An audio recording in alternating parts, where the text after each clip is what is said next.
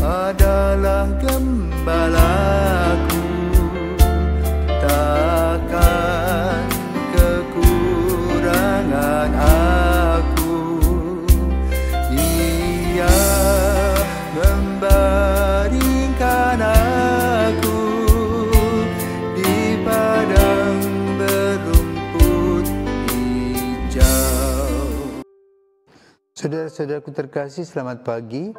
Salam jumpa lagi dalam Sabda Siap Saji, Kamis 4 Juli 2024, hari biasa pekan ke-13. Marilah kita berdoa dalam nama Bapa, Putra, dan Roh Kudus. Amin. Allah Bapa yang Maha Rahim, Engkau menaruh belas kasih dan menganugerahkan pengampunan atas dosa kami. Semoga kami pun tekun dan setia menemukan kasih kebaikan-Mu kepada sesama kami dengan pengantaraan Yesus Kristus Putra-Mu Tuhan kami, yang bersama dengan Dikau dalam persatuan Roh Kudus hidup dan berkuasa Allah sepanjang segala masa. Amin. Tuhan bersamamu dan bersama rohmu. Inilah Injil Yesus Kristus menurut Matius. Dimuliakanlah Tuhan. Pada suatu hari Yesus naik ke dalam perahu lalu menyeberang. Kemudian sampailah ia ke kotanya sendiri. Maka dibawalah kepadanya seorang lumpuh yang terbaring di tempat tidurnya. Ketika Yesus melihat iman mereka, berkatalah ia kepada si lumpuh, "Percayalah anakku, dosamu sudah diampuni." Maka berkatalah beberapa ahli Taurat dalam hatinya, ia menghujat Allah. Tetapi Yesus mengetahui pikiran mereka lalu berkata, "Mengapa kalian memikirkan hal-hal yang jahat dalam hatimu? Manakah yang lebih mudah mengatakan dosamu sudah diampuni, atau mengatakan bangunlah dan berjalanlah? Tetapi supaya kalian tahu bahwa di dunia ini Anak Manusia berkuasa mengampuni dosa." Lalu berkatalah ia kepada si lumpuh, "Bangunlah, angkatlah tempat tidurmu dan pulanglah ke rumahmu." Dan orang itu pun bangun lalu pulang. Maka orang banyak yang melihat hal itu takut, lalu memuliakan Allah, karena ia telah memberi kuasa demikian besar kepada manusia. Demikianlah sabda Tuhan, terpujilah Kristus. Bapak, Ibu, saudara-saudari, para pirsawan, selamat pagi. Harap hari ini kita semua sehat. Hari ini topik pembicaraan adalah iman dan penyembuhan. Iman, tobat, dan penyembuhan. Dengan kasus si lumpuh yang datang kepada Yesus di Nazaret, di kampung halamannya sendiri di mana Yesus dibesarkan. Ada sebuah kalimat mengatakan, seorang nabi tidak dihormati di tempatnya sendiri. Nah, ini terjadi dengan Yesus. Ketika Yesus berpapasan dengan orang yang lumpuh, dia katakan, "Selamat pagi, apa kabar? Oh, sakit? Tenang saja, dosamu diampuni dan kamu akan sembuh." Tapi lalu terjadi reaksi-reaksi negatif. Katakan bahwa Yesus menghujat Allah. Itu Yesus baru berkata, "Lah, dosamu diampuni." Kenapa? Mereka berpikir bahwa hanya Tuhan yang mengampuni dosa. Dan mereka tidak tahu siapakah Yesus.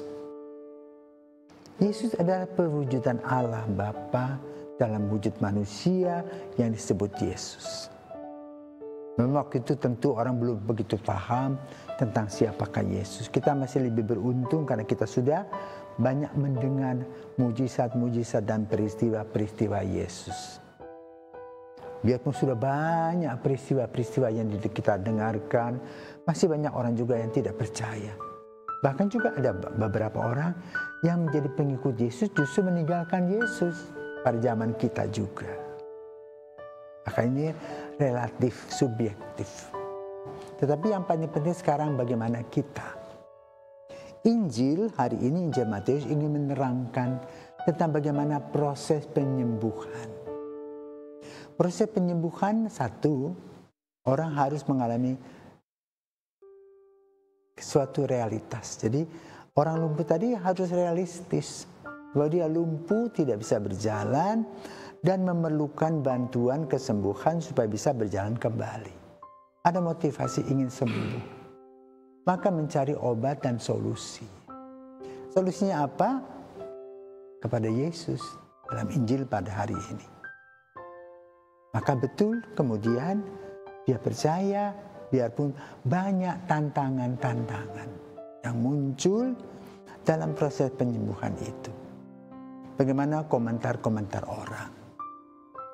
Karena itu sebagai seorang yang sakit tidak usah repot dengan komentar-komentar orang yang tidak ada urusan dengan proses kesembuhan. Orang hanya sibuk-sibuk saja berbicara, tetapi tidak melakukan apa-apa. Siapa yang melakukan apa-apa? Yang melakukan apa-apa adalah Yesus. Maka kemudian Yesus minta iman orang ini. Angkatilah mau pulang. Dan dia lakukan. Dan inilah suatu proses iman yang ingin ditampilkan oleh Injil.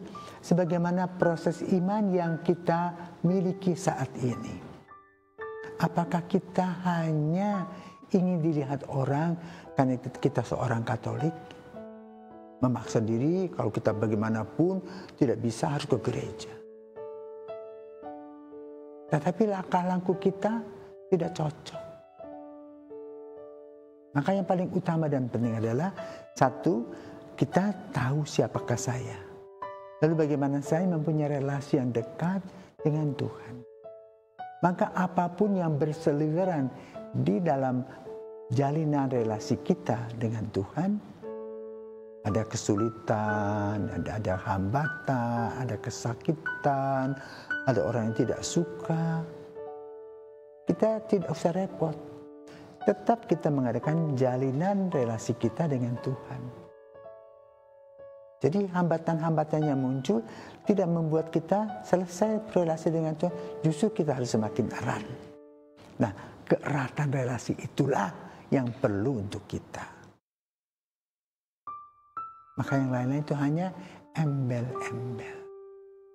Karena itu ketika kita melayani, kita tidak perlu mendapat pujian. Tanpa pujian orang, kita tetap begini.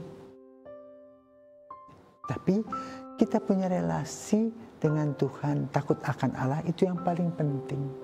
Kenapa? Rasa takut akan Allah, akan iman yang tumbuh dan berkembang itu akan menghasilkan buah-buah kasih dalam hidup kita, walaupun bukan pada saat ini. Nah itu mari saudaraku terkasih, bersama dengan si lumpuh yang percaya, yang disembuhkan, yang menyadari kekurangan-kekurangannya, dengan berpuasa dan bertobat dia disembuhkan, maka kita pun juga perlu berdoa, bertobat, berpuasa, dan menjadi manusia baru. Sesudah itu melayani Yesus dalam langkah-langkah kehidupan kita. Selamat Pak Ibu, semoga Tuhan memberkati kita.